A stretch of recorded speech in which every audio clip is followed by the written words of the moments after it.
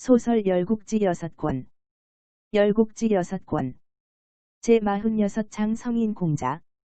5권에서 순행이 군사를 재편하고 정나라를 치려고 하던 때 송나라에서 사신이 와서 초나라와 정나라가 연합하여 송나라를 치려고 하는데 그 군사의 길을 핍량국이 제공하고 있다는 것이었다.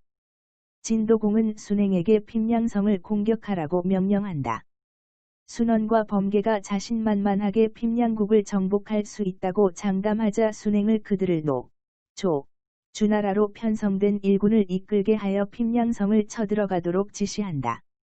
곧게 성문을 닫고 방어를 하던 핍량성은 좀처럼 함락되지 않았다. 진군과 세나라 군사들이 24일 동안 줄기차게 공격했으나 핍량성은 끄떡도 하지 않았다. 자신만만했던 범계와 순원은 철군을 제안하러 순행을 찾아가는데 순행은 철군하자는 그들에게 대로하며 7일 안에 핍량성을 함락시키지 못하면 목을 벨 것이니 다시 가서 성을 함락시키고 오라고 불같이 화를 냈다. 살기등등한 순행의 명령을 받은 범계와 순원은 6일 동안 쉬지 않고 핍량성을 공격해 결국 함락시킨다. 이 전쟁에서 큰 활약을 한 인물이 숭량흘이었는데 그가 바로 공자의 아버지이다. 숭량흘은 2번 결혼을 했는데 첫 번째 부인에게서는 딸만 9을 낳은 뒤에 두 번째 부인에게서 아들을 낳았다. 그가 공자다. 공자는 어릴 때부터 책을 좋아하고 제사 지내는 놀이를 즐겼다. 공자는 장성하여 계리, 창고지기, 가 되었는데 언제나 되와 저울, 을 공평하게 하여 사람들의 칭송을 받았다. 후에 노나라의 난이 일어나 노소공은 제나라로 피했는데 이때 공자는 노소공을 따라 제나라로 들어갔다가 제나라의 등용이 될 뻔했지만 안평중, 안영의 반대로 등용되지 못한다. 다시 돌아와 이 무렵 정나라를 쟁취하기 위한 진초의 전쟁은 더욱 치열하게 전개되어 있었다. 진군 연합군은 계속 정나라를 공략했다. 제1군이 물러나자 초공왕이 다시 군사를 이끌고 와서 정군의 항복을 받아갔다. 이제 진도공은 제2군을 출병시켰다. 진군의 제2군은 우수 땅에 둔병을 하고 호로의 군사를 주둔시켰다. 이때 정나라에서 군란이 일어나 대보 위지가 난을 일으켜 공자비, 공자발, 공손첩을 서궁에서 살해했다. 그러자 공자비의 아들 공손하와 공자발의 아들 공손교가 병사를 일으켜 위지 일당을 죽였다. 그들은 공자가를 상경대부로 세우고 나라 일을 좌지우지했다. 정나라 공자가는 진나라의 사신을 보내 화해를 청하고 순행은 공자가의 제안에 따라 화해를 승낙하고 회군했다. 이를 들은 초군이 군사를 몰아 정나라로 가자 정나라는 다시 초나라에 화해를 청했다. 화해를 받아들인 초군이 물러갔다. 진나라에서는 정나라가 다시 초나라에 붙자 제3군을 출병하였다. 그러자 정나라는 초와 진 사이에서 전전긍긍했다. 정나라 정간공은 사신을 진나라에 보내 화해를 청했다. 순행은 두말 없이 정나라의 화해 요청을 받아들이고 군사를 철수시켰다. 이 소식이 초나라에 들어가자 초나라는 나라의 구원을 요청하여 진나라와 연합하여 정나라로 쳐들어가려고 했다. 정나라 정간공은 공손사지를 사신으로 파견해서 정나라와 초나라가 합동으로 송나라를 공격하자고 제안한다. 그리하여 정초 연합군이 송나라를 공략했다. 그러자 진나라는 제1군을 동원하여 정나라를 쳐들어간다. 정나라는 초나라의 구원을 요청했으나 지친 초나라는 구원병을 보내지도 않고 사신을 감금해버렸다. 정나라에서는 진나라의 화해를 청하러 간다. 그리고 도움을 주러 오지 않은 초나라를 버리고 진나라에 화해하기로 한다. 진도공과 정간공은 12월에 동맹을 맺는 회합을 갖기로 하지만 초나라는 그냥 바라볼 수밖에 없었다. 12월이 되자 중원의 여러 제후들과 함께 진도공과 정간공이 맹약을 맺었다. 진도공은 이후에 중원의 패자로서 크게 명성을 떨쳤다. 진도공이 현명했기 때문에 인재를 잘 발탁하여 크게 융성했다. 이 무렵 초나라도 초공왕이 병들어 죽게 되었다. 초공왕이 죽자 세자 속가 군위를 이어 초강왕이 되었다. 오나라에선 오왕 수몽이 죽은 후 군위에 오른 제번이 초공왕이 죽었다는 소식을 듣고 초를 침략하기로 결정한다. 오나라는 초를 침공했지만 초나라에게 패하자 진나라의 도움을 청한다. 진도공은 제후국들을 불러 향땅에 소집한 뒤 회의를 열었다. 이 회의에서 초와 손을 잡은 나라를 치기로 결정되었다. 그러나 장수인 순원이 독단적으로 이를 처리하자 이에 하군이 불복하고 회군하게 되면서 이 출병에서는 아무런 소득 없이 철군하게 되었다. 제47장 진제대첩. 위나라에선 위정공이 죽고 그의 아들 간이 군위에 올라 위헌공이 되었다. 그는 솔림부를 싫어하여 솔림부는 신변의 위협을 느끼고 진나라로 망명했다. 위헌공의 어머니인 정강은 솔림부가 위나라로 돌아오게 하라고 위헌공에게 당부했다. 위헌공은 어머니 정강의 말을 듣고 솔림부를 돌아오게 했다. 위헌공은 정공의 첩에서 낳은 아들로 그는 자신에게 간언하는 충신들을 닥치는 대로 죽였으며 그를 옹호하는 간신들만 총애했다. 위헌공의 행태를 보고 기회를 살피던 솔림부는 자신을 따르는 무리들을 끌어들여 위헌공을 몰아냈다. 그리고 위성으로 입성하여 공손표를 군위에 모셨다. 그가 위상공이었다. 쫓겨난 위헌공은 제나라에 들어가 제영공에게 솔림부를 처리해 줄 것을 요구했다. 제영공은 위나라를 치는 대신 노나라를 침략했다. 노나라는 제나라가 침략하자 진나라의 구원을 요청했다. 그러나 진나라는 진도공이 병중에 있어서 군사를 일으킬 수 없었다. 병으로 앓던 진도공은 마침내 죽고 세자표가 군위에 올라 진평공이 되었다. 진평공은 제후들을 소집하고 순원을 원수로 삼아 13개국 연합군과 함께 제나라를 공격한다. 제48장 일족을 멸모하게 만든 요부의 사랑. 진군은 임치성 밖에 불을 질러 폐허로 만든 뒤에 대대적으로 제나라의 도읍 임치성 공략에 나섰다. 진과 연합군이 임치성을 공격하던 중에 정나라에서 급보가 날아들었다. 정나라에서 공자 가가 초나라를 끌어들여 모반을 일으켰으니 정간공의 귀국을 긴급하게 요청하는 내용이었다. 진평공과 순원은 이 사태를 논의하여 우선 정간공을 정나라로 먼저 돌려보내고 군사를 이끌고 정나라부터 구원하기로 했다. 진나라와 연합군은 정나라에서 가까운 추가 땅에 도착해 초나라 군대를 기다리고 있었다. 초나라에선 영윤 공자 오가 군사를 이끌고 정나라를 향해 오고 있었다. 때가 11월이라 따뜻한 남쪽 나라인 초나라 군대는 추위와 굳은 날씨로 많은 군사가 죽고 말았다. 결국 초군은 정나라를 침공했지만 아무 소득 없이 돌아가게 된다. 진평공은 제후국의 군사들을 돌려보내고 자신도 귀국한다.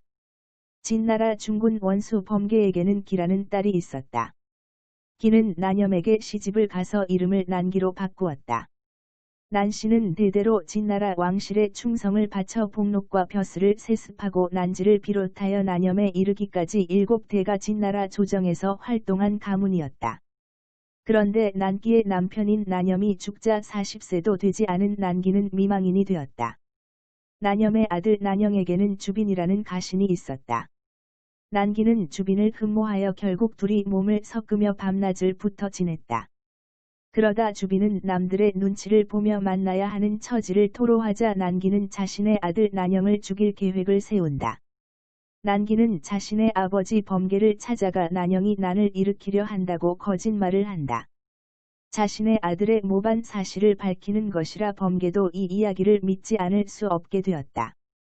범계는 진평공에게 밀서를 올려 난씨 일족을 제거해야 함을 밝힌다. 이에 진평공은 범계를 불러 난영을 추방하라고 지시했다. 범계는 난영에게 저읍에 성을 쌓으라고 명을 내린다. 난영은 자신의 어머니가 자신을 죽이려 한 이 음모를 모른 채 저읍으로 떠난다. 제49장 난씨 가의 비극. 범계는 군사를 동원해 난씨와 조금이라도 친분이 있는 자들을 모조리 검거했다. 범계는 자신의 딸이 주빈이라는 자와 음탕한 짓을 벌인다는 것을 알게 되고 아들 범왕에게 주빈을 잡아 죽이라고 지시한다. 범왕에 의해 주빈의 목이 베어 죽자 난기는 주빈의 머리를 끌어안고 통곡한 후에 목을 메어 자살한다. 난영의 일당을 조정해서 추방함으로써 진나라는 범씨의 세상이 되었다. 난씨 일족에 대한 대대적인 숙청이 전개되어 뒤숭숭했다. 중군 원수 범계는 난시 일족과 인연을 맺는 사람들에 대해서도 철저하게 숙청을 단행했다. 한편 난영은 제나라 국경을 넘어 임치성으로 들어가 제장공을 만난다. 제장공은 난영을 위로하며 난영이 진나라로 돌아갈 수 있도록 도와주겠다고 약속한다. 당시 제장공을 군 위에 세우는데 공을 세운 사람은 최저와 경봉이었다. 그런 최저에게는 아름다운 단강이라는 첩이 있었다. 단강을 본 제장공은 단강의 오빠 동과건에게 많은 뇌물을 주고 단강과의 만남을 알선해 주도록 종용했다. 결국 제장공은 왕의 신분을 이용해서 단강과 몸을 섞게 되고 제장공은 이 다음부터는 하루가 멀다 하고 사통을 하게 되자 이 소문이 최저의 귀에 들어가게 된다. 최저는 제장공을 진나라와 전쟁을 하게 만들어 진나라가 쳐들어오면 기회를 봐서 죽일 속셈으로 난영에게 군사를 주어 고곡에서 진나라의 반란을 일으키도록 부추긴다. 이에 고곡으로 들어간 난영은 자신을 따르는 무리를 모아서 반란을 준비하기 시작한다. 제50장 도경의 분전과 영웅의 패전. 군사를 모은 난영은 강주성으로 휘몰아쳐 갔다. 성에서는 난영에 가신 도경에 맞서 장수를 내보냈지만 모두 싸움에 패하여 죽었다. 고민하던 범계에게 비표가 자신이 도경을 죽이겠다고 나선다. 그리고 성을 나가 도경을 죽이고 돌아온다. 도경을 잃은 난영은 위기를 느낀다. 그때 난영의 형 난악이 화공을 제안한다. 이 화공이 적절하게 먹혀서 북문의 외관이 뚫리게 된다. 범계는 반군을 물리칠 계책을 짜고 군사를 정비해서 반군과 맞선다. 난영의 반군은 범계에게 패하여 남은 군사를 수습하여 고곡으로 달아났다. 범계는 범왕과 순호에게 병거 300승을 주고 고곡으로 가서 남은 잔당을 토벌하게 한다. 그렇게 난영의 난이 평정된다. 제51장 열부 맹강이 청사에 남다. 제장공은 난영을 진나라 고곡으로 들여보낸 뒤에서 군사를 일으켜 진나라로 향한다. 진나라로 가는 길에 위나라를 거쳐야 했다. 제나라의 대군이 위나라로 쳐들어가자 위나라는 성문을 닫아 걸고 대응하지 않았다. 제나라는 위나라를 무인지경으로 휩쓸고 곡식과 병기를 약탈했으며 부녀자들을 겁탈했다. 위나라를 휩쓴 뒤에 파죽지세로 진나라 국경을 돌파하여 조가 땅을 에워쌌다. 그리고 사흘 만에 조가 땅을 함락시키고 태행산으로 진격했다. 그때 난영이 패해서 고곡으로 달아났다는 소식을 들었다. 그러자 제장공은 진나라를 이길 자신이 없어 회군하고 말았다. 회군하여 그냥 돌아가면 비웃음을 살까봐 제장공은 회군하는 길에 거나라를 공격하기로 했다. 이때 제장공에게 병거 5승을 받은 각어가 화주와 기량을 천거했다. 제장공은 화주와 기량에게 병거 1승씩을 하사했다. 자신들을 5승지빈으로 예우하지 않고 병거 1승을 준 제장공에게 그들은 자신들의 용맹을 보이고 싶었다. 그리하여 거나라를 치는데 선봉에 세워달라고 한다. 다른 병거는 필요 없이 병거를 몰 융우 1명만 달라고 했다. 스푸중이란 자가 그들의 융우를 자진했다. 그리하여 셋은 거나라를 향해 달려갔다. 거나라의 군사와 싸우던 셋은 죽고 제장공이 기량의 아내에게 남편의 죽음을 알리자 아내인 맹강은 사흘 밤낮을 곡을 하며 슬피 울었다. 죽은 남편을 기리는 맹강의 모습이 전해지자 제나라는 음탕한 풍속이 고쳐지니 맹강을 맹자도 칭송하게 되었다. 거나라의 항복을 받은 제나라는 해마다 거나라의 공물을 받게 되었다. 5월 초여름에 거나라 여비공이 공물을 가지고 제나라를 찾아오자 제장공은 북곽에서 잔치를 베풀어 여비공을 대접했다. 그런데 북곽은 최저의 집 근처였다. 주연의 병을 핑계로 참석하지 않자 제장공은 주연이 끝나면 최저의 병문안을 올 것이라고 알려왔다. 그러나 최저는 제장공이 자신의 첩 단강과 간통하려고 오는 것임을 알고 있었다. 최저는 단강으로부터 낳은 아들 당무구에게 군사를 동원하여 저택 안에 매복해 있으라고 지시한다. 그리고 제장공이 올 때까지 기다렸다가 그를 방으로 들게 한 후에 그를 죽여버리고 만다. 경봉은 최저가 제장공을 시해하자 기다렸다는 듯이 군사들을 휘몰아서 제장공의 세력을 모두 제거했다. 그리고 최저를 궁으로 불러서 새 임금을 누구로 세울지를 논의하려고 했다. 최저의 의견에 따라 선군이었던 제영공의 아들 저구를 군위에 올리기로 했다. 그가 바로 제경공이 된다. 제52장 권불 10년화무 11옹. 위나라에서 솔림부와 영식이 위헌공을 추방하고 동생 위상공을 세운 일이 있었다. 위나라의 대부인 영식은 임종이 가까워오자 아들 영희를 불러서 유언을 남긴다. 자기가 죽으면 자신이 쫓아내 제나라에 있는 위헌공을 모셔와서 다시 군위에 앉히라는 것이었다. 아버지의 유명을 받들겠다고 맹세하자 영식은 눈을 감는다. 그러나 솔림부가 살아있는 한 현재 군위에 있는 위상공을 쫓아낼 순 없었다. 그런데 영식이 죽었다는 소식을 들은 위헌공은 공손정을 시켜 영희를 포섭하여 자신이 다시 위나라 왕이 되도록 도와달라는 메시지를 전한다.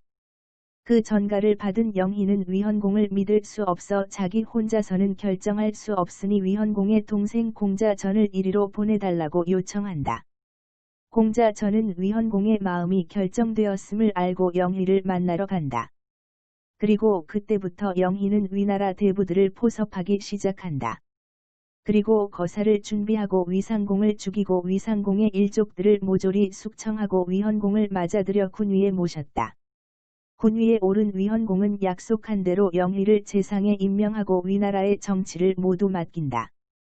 그런데 시간이 흘러 위헌공은 정사를 독단적으로 처리하는 영희가 불만이었다. 공손면여가 이러한 위헌공의 마음을 알아채고는 자신이 영희를 제거하겠다고 나선다. 그리고 공손면여는 결국 영희를 죽이고 영희의 일족을 모두 찾아 죽인다. 한편 당강과 사통하는 제장공을 시해하고 제경공을 군위에 앉힌 최저는 제나라의 정치를 독단하고 있었다. 최저의 두 아들, 최성과 최강은 당강의 아들 최명에게 자신들의 자리가 빼앗기를 것을 참을 수 없어서 아버지와 가깝다고 생각한 경봉에게 도움을 청한다. 군사를 지원해서 최저의 아들들이 아버지를 공격하게 만든 후 이번에는 최저가 경봉을 찾아와 도와달라고 하자 이번에는 군사를 동원해서 최저의 두 아들을 죽여버린다. 그리고 이 모든 게 경봉의 계략임을 알게 된 최저는 먼저 죽은 당강을 따라 자살한다. 제53장 아내를 바꾸는 권신들. 제나라 국정을 주무르던 최저를 죽이고 제나라는 경봉의 천하가 되었다. 경봉이 너무나 마음대로 국정을 주물렀기에 대부 고체와 난조가 경봉과 노포별에게 불만을 가지고 있었다. 이 소식을 들은 경봉과 노포별은 그들을 죽이는 것을 얘기하는데 이를 알게 된 왕하가 고체에게 이 사실을 알린다. 고체는 왕하와 노포계와 합세하여 거사를 일으키고 경봉의 아들 경사와 경사의 일당을 죽인다. 그러나 경봉은 임치성에서 난이 일어난 것을 알고 노나라고 일가를 이끌고 망명했다. 이 무렵 초나라와 오나라는 잦은 전쟁을 벌이고 있었다. 초나라는 중원으로 진출하려고 할 때마다 오나라의 침략을 받았기 때문에 오나라는 초나라의 두통거리였다. 오나라는 수몽의 뒤를 이은 제번이 죽고 여제가 즉위해 있었다. 여제는 수몽의 둘째 아들이었다. 오왕 여제는 월나라 왕 윤상의 아우를 붙잡아 두 발을 자르고 문지기로 썼다. 그러다 어느 날 술에 취한 여제는 윤상의 아우에게 칼을 맞고 죽는다. 여제의 뒤를 이어 여매가 군위에 오르고 계찰이 정사를 맡아서 오나라를 다스렸다. 그는 내치에 힘써 중원의 여러 나라들과 친선을 맺고 직접 외교에 나섰다. 제54장 남풍은 숙살하고 초나라가 강성해지고 맹주의 자리에 오르자 진평공은 배알이 뒤틀려 있었다. 그는 신하들의 반대에도 불구하고 초의 장화궁을 능가하는 대궐을 지으라고 명한다. 역사는 3년이나 계속되어 결국 완공되었다. 진평공이 지은 사기궁의 낙성식에 참가하기 위해 위영공이 길을 떠났다. 가는 길에 이상한 음악을 듣게 되어 태사에게 그 음악을 듣게 하니 태사는 그 음악을 기록해둔다. 진평공을 만나자 진평공은 태사에게 음악을 연주해 달라고 하고 태사는 귀신을 부르는 음악인 청각조를 연주하게 한다. 그 음악을 들은 후 진평공은 시름시름 앓다가 사흘 만에 죽는다. 한편 초영왕은 자신의 아버지를 죽이고 왕이 된 채영공을 맹주의 본보기로 죽이기로 한다. 그리고 그를 유인해서 초나라에 초대를 한다. 그리고 채영공을 죽이는데 잔인한 방법으로 그를 죽인다. 그리고 그를 수행하던 일행들도 모두 죽이고 공자 기질에게 군사를 주어 채나라를 공격하게 한다. 채나라는 채영공의 아들 유를 세자에 책봉한 뒤라 그가 채나라의 왕이 된다. 채나라는 진나라의 도움을 요청하고 진평공의 뒤를 이어 왕이 된 진소공은 열국 제후들을 소집한다. 진의 구원병이 오지 않는 상황에서 채나라는 초의 공격을 견뎌내고 있었다. 대쉬 7권으로